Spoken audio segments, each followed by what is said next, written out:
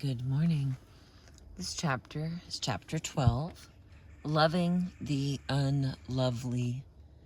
I found us some deciduous trees and it smells like fresh mushrooms. I have not got out of my mobile studio to locate them yet, but I know that they are here. I can smell them along with the damp soil, which is different than the smell of mushrooms, by the way. All right, here we go with our book. We are winding down. Thanks for being with me. Loving the Unlovely. It was a beautiful September Saturday. My wife and I were strolling through Rinalda Gardens, enjoying the flora, some of which had been imported from around the world. The gardens had originally been developed by R.J. Reynolds, the tobacco magnate, as a part of his country estate. They are now a part of the Wake Forest University campus. We had just passed the rose garden when I noticed Anne, a woman who had begun counseling 2 weeks earlier, approaching us. She was looking down at the cobblestone walkway and appeared to be in deep thought. When I greeted her, she was startled, but looked up and smiled. I introduced her to Carolyn, and we exchanged pleasantries. Then, without any lead-in, she asked me one of the most profound questions I have ever heard. Dr. Chapman, is it possible to love someone whom you hate? I knew the question was born of deep hurt and deserved a thoughtful answer. I knew that I would be seeing her the following week for another counseling appointment. So I said, Anne, that is one of the most thought-provoking questions I have ever heard. Why don't we discuss that next week? She agreed, and Carolyn and I continued our stroll. But Anne's question did not go away. Later, as we drove home, Carolyn and I discussed it. We reflected on the early days of our own marriage and remembered that we had often experienced feelings of hate. Our condemning words to each other had stimulated hurt, and on the heels of hurt, anger. Anger held inside becomes hate. What made the difference for us? We both knew it was the choice to love. We had realized that if we continued our pattern of demanding and condemning, we would destroy our marriage. Fortunately, over a period of about a year, we had learned how to discuss our differences without condemning each other, how to make decisions without destroying our unity, how to give constructive suggestions without being demanding, and eventually how to speak each other's primary love language. Many of those insights are recorded in an earlier book called Toward a Growing Marriage by the Moody Publishers. Our choice to love was made in the midst of negative feelings toward each other. When we started speaking each other's primary love language, the negative feelings of anger and hate abated. Our situation, however, was different from Anne's. Carolyn and I had both been open to learning and growing. I knew that Anne's husband was not. She had told me the previous week that she had begged him to go for counseling. She had pleaded for him to read a book or listen to a tape on marriage, but he refused all of her efforts toward growth. According to her, his attitude was, I don't have any problems. You are the one with the problems. In his mind, he was right, she was wrong. It was as simple as that. Her feelings of love for him had been killed through the years by his constant criticism and condemnation. After 10 years of marriage, her emotional energy was depleted and her self-esteem almost destroyed. Was there hope for Anne's marriage? Could she love an unlovely husband? Would he ever respond in love to her? I knew that Anne was a deeply religious person and that she attended church regularly. I surmised that perhaps her only hope for marital survival was in her faith. The next day, with Anne in mind, I began to read Luke's account of the life of Christ. I have always admired Luke's writing because he was a physician who gave attention to details, and in the first century wrote an orderly account of the teachings and lifestyle of Jesus of Nazareth, in which many have called Jesus' greatest sermon. I read the following words, which I call love's greatest challenge. I tell you who hear me, love your enemies, do good to those who hate you, bless those who curse you, pray for those who mistreat you. Do to others as you would have them do to you. If you love those who love you, what credit is that to you? Even sinners love those who love them. It seemed to me that the profound challenge, written almost 2,000 years ago, might be the direction that Anne was looking for. But could she do it? Could anyone do it? Is it possible to love a partner who has become your enemy?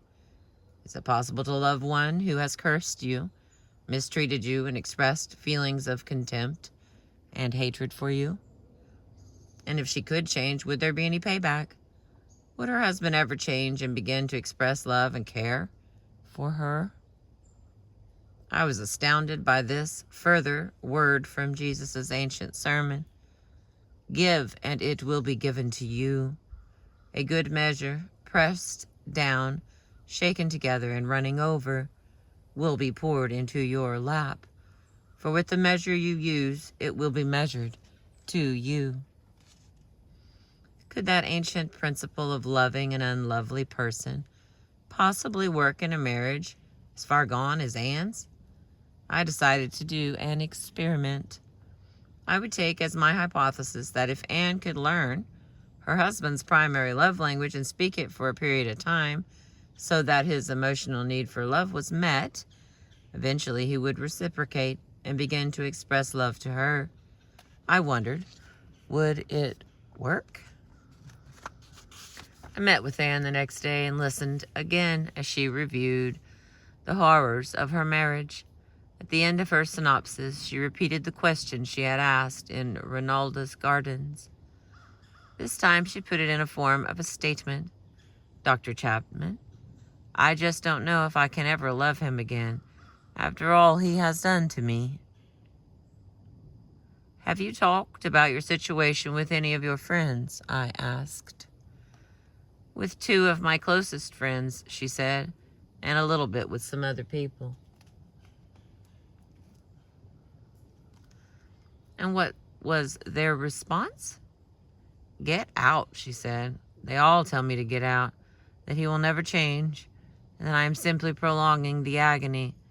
But Dr. Chapman, I just can't bring myself to do that. Maybe I should, but I just can't believe that's the right thing to do. It seems to me that you are torn between your religious and moral beliefs, and that tell you it is wrong to get out of the marriage, and your emotional pain, which tells you that getting out is the only way to survive, I said. That is exactly right, Dr. Chapman. That's exactly the way I feel. I don't know what to do.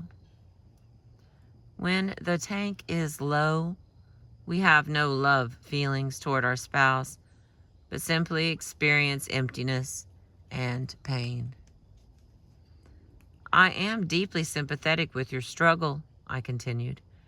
You are in a difficult situation. I wish I could offer you an easy answer. Unfortunately, I can't. Both of the alternatives you mentioned, getting out or staying in, will likely bring you a great deal of pain. Before you make that decision, I do have one idea. I am not sure it will work, but I'd like you to try it. I know from what you have told me that your religious faith is important to you and that you have a great deal of respect for the teachings of Jesus. She nodded affirmingly. I continued. I want to read something that Jesus once said that I think has some application to your marriage. I read slowly and deliberately. I tell you who hear me, love your enemies. Do good to those who hate you. Bless those who curse you. Pray for those who mistreat you. Do to others as you would have them do to you. If you love those who love you, what credit is that to you? Even sinners love those who love them. Does that sound like your husband? Has he treated you as an enemy rather than as a friend? I inquired. She nodded her head affirmingly. Okay. Has he ever cursed you? I asked. Many times. Has he ever mistreated you? Often. And has he told you that he hates you? Yes. And if you are willing, I would like to do an experiment. I would like to see what would happen if we apply this principle to your marriage. Let me explain what I mean. I went on to explain to Anne the concept of the emotional tank and the fact that when the tank is low, as hers was, we have no feelings toward our spouse, but simply experience emptiness and pain. Since love is such a deep emotional need, the lack of it is perhaps our deepest emotional pain. I told her that if we could learn to speak each other's primary love language, that emotional need could be met and positive feelings could be engendered again. Does that make sense to you? I inquired. Dr. Chapman, you have just described my life. I have never seen it so clearly before. We were in love before we got married, but not long after our marriage we came down off the high and we never learned to speak each other's love language. My tank has been empty for years, and I am sure his has also. Dr. Chapman, if I had understood this concept earlier, maybe none of this would have happened. We can't go back, Anne, I said. All we can do is try to make the future different. I would like to propose a 6-month experiment. I'll try anything, Anne said. I liked her positive spirit, but I wasn't sure whether she understood how difficult the experiment would be.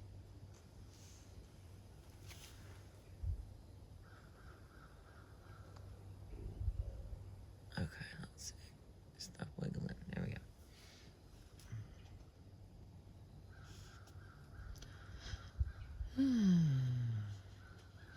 Anne sat in silence for some time. Then thoughtfully she said, I would like to see Glenn loving me again and expressing it by spending time with me. I would like to see us doing things together, going places together. I would like to feel that he is interested in my world. I would like to see us talking when we go out to eat. I'd like him to listen to me. I'd like to feel that he values my ideas. I would like to see us taking trips together and having fun again. I would like to know that he values our marriage more than anything. Anne paused and then continued. On my part, I would like to have warm, positive feelings toward him again. I would like to gain respect for him again. I would like to be proud of him. Right now, I don't have those feelings. I was writing as Anne was speaking. When she finished, I read aloud what she had said. That sounds like a pretty lofty objective, I said. But is that really what you want, Anne? Right now, that sounds like an impossible objective, Dr. Chapman, Anne replied. But more than anything, that's what I would like to see. Then let's agree, I said, that this will be our objective. In 6 months, we want to see you and Glenn having this kind of love relationship. Now, let me suggest a hypothesis. The purpose of our experiment will be to prove whether or not the hypothesis is true. Let's hypothesize that if you could speak Glenn's primary love language consistently for a 6-month period, that somewhere along the line his emotional need for love would begin to be met. And as his emotional tank filled, he would begin to reciprocate love to you. That hypothesis is built upon the idea that the emotional need for love is our deepest emotional need. And when that need is being met, we tend to respond positively to the person who is meeting it. I continued, you understand that hypothesis places all the initiative in your hands. Glenn is not trying to work on this marriage. You are. This hypothesis says that if you can channel your energies in the right direction, there is a good possibility that Glenn will eventually reciprocate. I read the other portion of Jesus' sermon recorded by Luke, the physician. Give, and it will be given to you, a good measure, pressed down, shaken together, and running over, will be poured into your lap. For with the measure you use, it will be measured to you. So I understand that Jesus is stating a principle, not a way to manipulate people. Generally speaking, if we are kind and loving toward people, they will tend to be kind and loving toward us. Now, that does not mean that we can make a person kind by being kind to them. We are independent agents. Thus, we can spurn love and walk away from love, or even spit into the face of love. There is no guarantee that Glenn will respond to your acts of love. We can only say that there is a good possibility he will do so. A counselor can never predict with absolute certainty individual human behavior. Based on research and personality studies, a counselor can only predict how a person is likely to respond in a given situation. Oh, we're getting us a little wind here.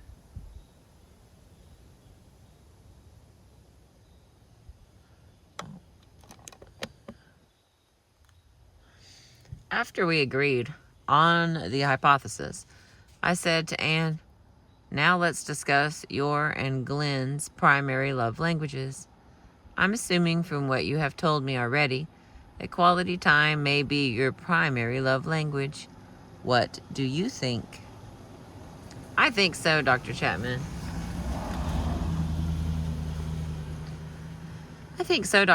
In the early days when we spent time together and Glenn listened to me, we spent long hours talking together, doing things together. I really felt loved. More than anything, I wish that part of our marriage could return. When we spend time together, I feel like he really cares. But when he's always doing other things, never has time to talk, never has time to do anything with me, I feel like business and other pursuits are more important than our relationship. And what do you think Glenn's primary love language is? I inquired. I think it is physical touch, and especially the sexual part of the marriage. I know that when I felt more loved by him and we were more sexually active, he had a different attitude. I think that's his primary love language, Dr. Chapman. Does he ever complain about the way you talk to him? Well, he says I nag him all the time. He also says that I don't support him, that I'm always against his ideas. Then, let's assume, I said, that physical touch is his primary love language, and words of affirmation is his secondary love language. The reason I suggest the second is that if he complains about negative words, apparently positive words would be meaningful to him. Now, let me suggest a plan to test our hypothesis. What if you go home and say to Glenn, I've been thinking about us and I've decided that I would like to be a better wife to you. So if you have any suggestions as to how I could be a better wife, I want you to know that I am open to them. You can tell me now, or you can think about it and let me know what you think. But I would really like to work on being a better wife. Whatever his response, negative or positive, simply accept it as information. That initial statement lets him know that something different is about to happen in your relationship. If you claim to have feelings that you do not have, that is hypocritical. But if you express an act of love that is designed for the other person's benefit or pleasure, It is simply a choice. All right. Then based upon your guess that his primary love language is physical touch, and my suggestion that his secondary love language may be words of affirmation, focus your attention on those two areas for 1 month. If Glenn comes back with a suggestion as to how you might be a better wife, accept that information and work it into your plan. Look for positive things in Glenn's life and give him verbal affirmation about those things. In the meantime, stop all verbal complaints. If you want to complain about something, write it down in your personal notebook rather than saying anything about it to Glenn this month. Begin taking more initiative in physical touch and sexual involvement. Surprise him by being aggressive, not simply responding to his advances. Set a goal to have sexual intercourse at least once a week the first 2 weeks and twice a week the following 2 weeks. Anne had told me that she and Glenn had sexual intercourse only once or twice in the past 6 months. I figured this plan would get things off dead center rather quickly. "Oh, Dr. Chapman, this is going to be difficult," Anne said. "I have found it hard to be sexually responsive to him when he ignores me all the time. I have felt used rather than loved in our sexual encounters. He acts as though I am totally unimportant all the rest of the time and then wants to jump in bed and use my body. I have resented that, and I guess that's why we have not had sex very often in the last few years." "Your response has been natural and normal," I assured Anne. "For most wives, the desire to be sexually intimate with their husbands grows out of a sense of being loved by their husbands. If they feel loved, then they desire sexual intimacy. If they do not feel loved, they likely feel used in the sexual context. That is why loving someone who is not loving you is extremely difficult. It goes against our natural tendencies. You will probably have to rely heavily upon your faith in God in order to do this. Perhaps it will help if you read again Jesus' sermon on loving your enemies, loving those who hate you, loving those who use you, and then ask God to help you practice the teachings of Jesus."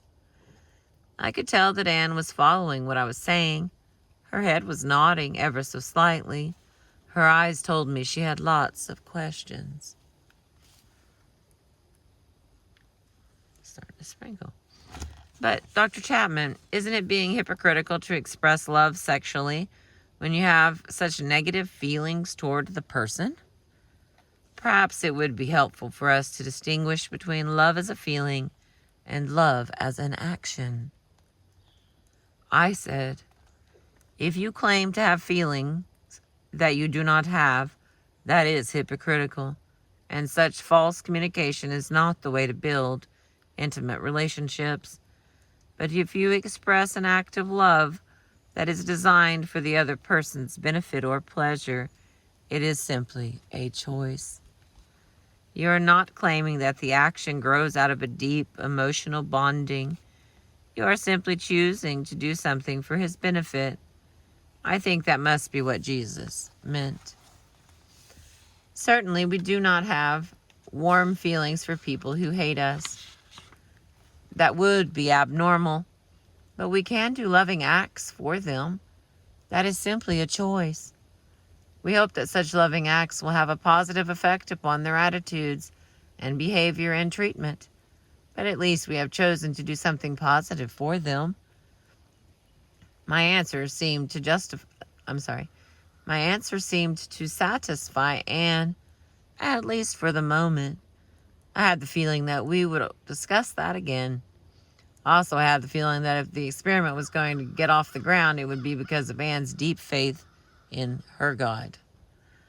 After the first month, I said, "I want you to ask Glenn for feedback on how you are doing. Using your own words, ask him, 'Glenn, you remember a few weeks ago when I told you I was going to try to be a better wife? I wanted to ask you how you think I am doing.' Whatever Glenn says, accept it as information. He may be sarcastic, he may be flippant, or even hostile, or he may be positive. Whatever his response, do not argue, but accept it, and assure him that you are serious and that you really want to be a better wife. And if he has any additional suggestions, you are open to them. Hang on just a second. I'm going to take a little breath. Jesus sure asks a lot of you, doesn't he? All right, here we go. Follow this pattern of asking for feedback once a month for the entire 6 months. Whenever Glenn gives you the first positive feedback, whenever he says, you know, I have to admit that when you first told me that you were going to try to be better, I pretty much laughed it off. But I have to acknowledge that things are different around here. You will know that your efforts are getting through to him emotionally. He may give you positive feedback after the first month, or maybe after the second or third. 1 week after you receive the first positive feedback, I want you to make a request of Glenn. Something that you would like him to do. Something in keeping with your primary love language. For example, you may say to him one evening, Glenn, do you know something I would like to do? Do you remember how we used to play Scrabble together? I'd like to play Scrabble with you on Thursday night. The kids are going to be staying at Mary's. Do you think that would be possible? Make the request something specific, not general. Don't say, you know, I wish we could spend more time together. That's too vague. How will you know when he's done it? But if you make your request specific, he will know exactly what you want, and you will know that when he does it, he is choosing to do something for your benefit. Make a specific request of him each month. If he does it, fine. If he doesn't do it, fine. But when he does it, you will know that he is responding to your needs. In the process, you are teaching him your primary love language, because the requests you make are in keeping with your love language. If he chooses to begin loving you in your primary language, your positive emotions toward him will begin to resurface. Your emotional tank will begin to fill up, and in time, the marriage will, in fact, be reborn. All right, looks like we got page and a half here. Stay with me, babies. Perhaps you need a miracle in your own marriage. Why not try Anne's experiment? Dr. Chapman, I would do anything if that could happen, Anne said. Well, I responded, it will take a lot of hard work, but I believe it's worth a try. I'm personally interested to see if this experiment works, and if our hypothesis is true. I would like to meet with you regularly throughout this process, perhaps every 2 weeks, and I would like you to keep records on the positive words of affirmation that you give Glenn each week. Also, I would like you to bring me your list of complaints that you have written in your notebook without stating them to Glenn. Perhaps from the felt complaints, I can help you build specific requests for Glenn that will help meet some of those frustrations. Eventually, I want you to learn how to share your frustrations and irritations in a constructive way, and I want you and Glenn to learn how to work through those irritations and conflicts. But during this 6-month experiment, I want you to write them down without telling him. Anne left, and I believe that she had the answer to her question. Is it possible to love someone whom you hate? In the next 6 months, Anne saw a tremendous change in Glenn's attitude and treatment of her. The first month, he was flippant and treated the whole thing lightly. But after the second month, he gave her positive feedback about her efforts. In the last 4 months, he responded positively to almost all of her requests, and her feelings for him began to change drastically. Glenn never came for counseling, but he did listen to some of my tapes and discuss them with Anne.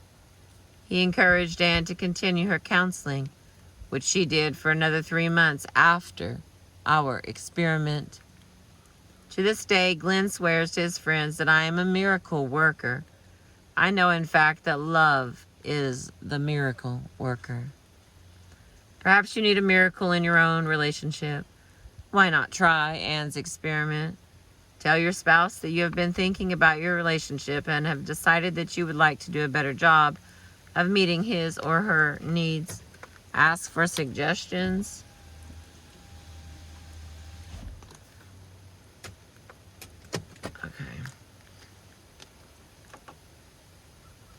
Ask for suggestions on how you could improve. His suggestions will be a clue to his primary love language.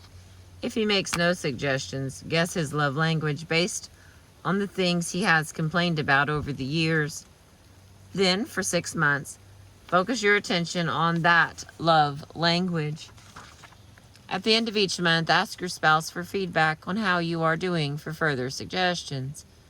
Whenever your spouse indicates that he is seeing improvement, wait 1 week and then make a specific request. The request should be something you really want them to do for you. If they choose to do it, you will know that they are responding to your needs. If they do not honor your request, continue to love them. Maybe next month they will respond positively. If your partner starts speaking your love language by responding to your request, your positive emotions toward him or her will return, and in time your relationship will be reborn. I cannot guarantee the results, but scores of people whom I have counseled have experienced the miracle of love. The notes here is that is the scripture from Luke 6, looks like chapter 6, verse 27 and 28. And then verse 31 and 32. And the second one is Luke chapter 6, verse 38. All right, that is the end of that chapter, my darlings. Chapter 13 is next, and it says Children and Love Languages. I appreciate you. Thank you for being with me. I know that it's raining, but I'm still going to go look for those mushrooms. Have a great day.